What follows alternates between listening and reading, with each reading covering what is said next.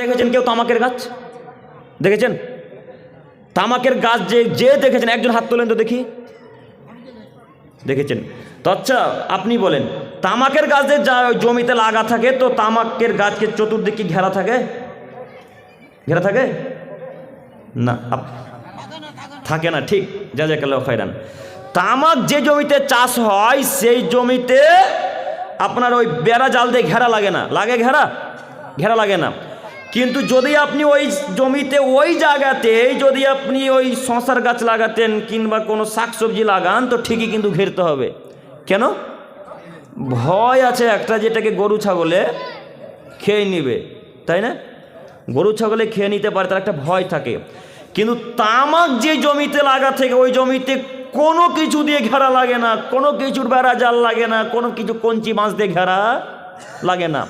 তার মানে ওই জিনিস কুকুরেও খায় না, ওই জিনিস ছাগলেও খায় না, ওই জিনিস মোষেও খায় না, ওই জিনিস শুকরেও খায় না, ওই জিনিস হুজুর আর মানুষ ঠিকই খায়।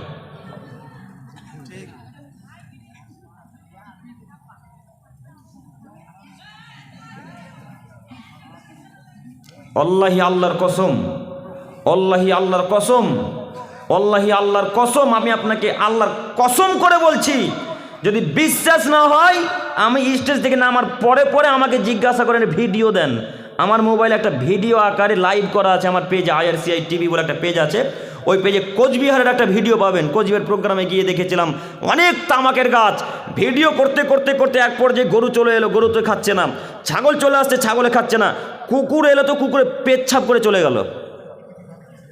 দেখবেন ওই ভিডিওতে দেখতে পাবেন কুকুর পেচ্ছাপ করে চলে যাচ্ছে। ওই জায়গা দিয়ে কুকুর যায়, গরু যায়, ছাগল যায়, মোষ যায়, কেউ খায় না, শুঙেও দেখে না এটা ভালো জিনিস না খারাপ জিনিস, কিন্তু মানুষে ঠিকই খায়।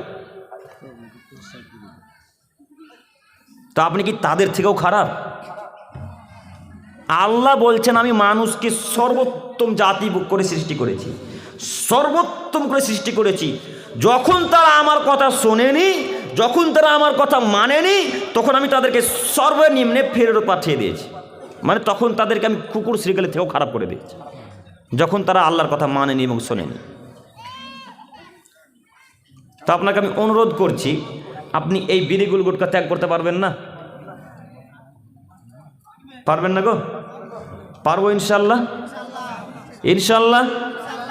না বিড়ি না খেলে বাথরুমে যাওয়া যায় না?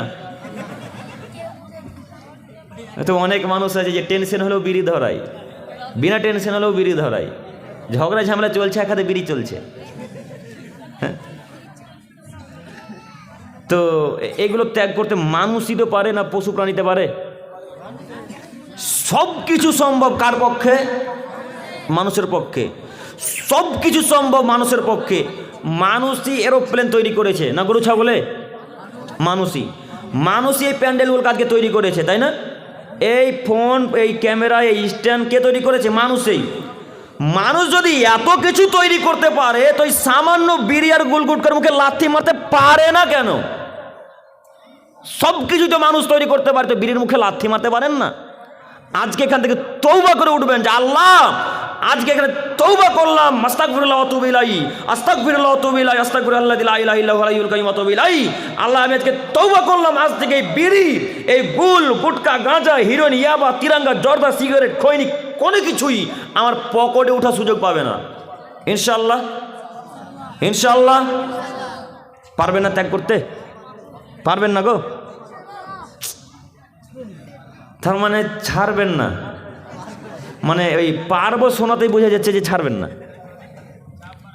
আব্দুল করিম সাহেব, ওই জর্দার সঙ্গে পান না খেলে তো পানটা মানাই না গো। পানের সাথে জর্দা না খেলে পানটা কেমন কেমন লাগছে মনে হচ্ছে, তাই না? তা আপনাকে আমি কি দিয়ে বুঝাবো যে আল্লাহ তাআলা বলছেন যে পৃথিবীর মানুষ তোমরা মদ জুয়া থেকে বিরত থাকো।